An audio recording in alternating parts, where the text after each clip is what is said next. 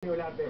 Mga kapamilya, ang honor code po sa Philippine Military Academy ay dapat din po maging batas sa isa pang PMA, ang Philippine Medical Association. Sa kalipunan po ng mga doktor ay kailangan din po isabuhay ang courage, integrity, and loyalty. Tatlong katangian na dapat ay nakapakete. Hindi po pwedeng meron yung dalawa, pero wala yung isa, o meron yung isa at wala yung dalawa.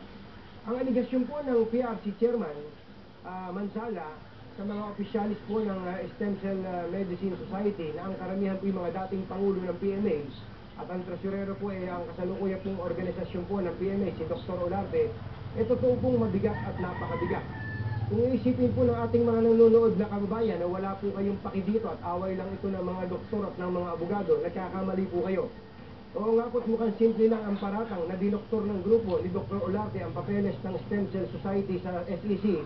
Pero kung lalaliin man po ang usapan, may kinalaman po ito sa kapakanan nating mga mamamayan.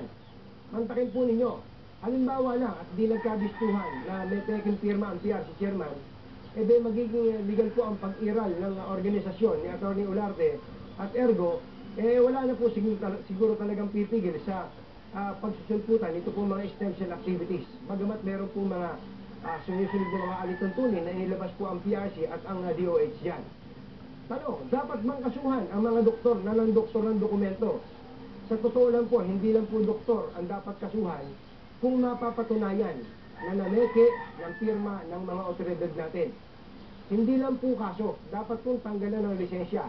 Dapat din pong isalya sa selda. Pero, ang kailangan po dumaan sa proseso, mapanagot ang may sala at ipawalang sala ang inosente.